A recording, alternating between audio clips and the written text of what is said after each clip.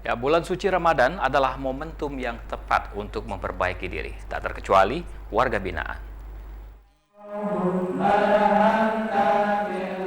Pengenalan ilmu agama dengan tausiah, tadarus Al-Quran, pesantren Ramadan, dan kegiatan keagamaan lainnya dilakukan di Lembaga Pemasyarakatan Kelas 2A Banyu Asin selama bulan suci Ramadan. Ramadan dijadikan sebagai momentum yang tepat untuk memperbaiki diri, introspeksi, dan semakin mendekatkan diri kepada Allah Subhanahu wa Ta'ala.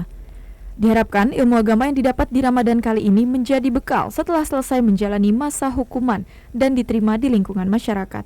Pembacaan Al-Quran bukan hanya dilaksanakan pada bulan Ramadan, memang Lapas Banyu Asin salah satu program pembinaannya adalah belajar Al-Quran, dan mungkin program ini akan kami tekan lagi untuk lebih ada outputnya ke depan nanti, bahwanya program kami adalah bebas dari buta baca Al-Quran. Minimal mereka sudah bisa belajar Iqra. Tadarusan membaca ayat suci Al-Quran di malam bulan Ramadan disaksikan pihak keluarga Napi melalui Zoom. Adanya program yang diadakan sehingga kita bisa bertatap muka langsung dengan keluarga dengan acara tadarus Al-Quran.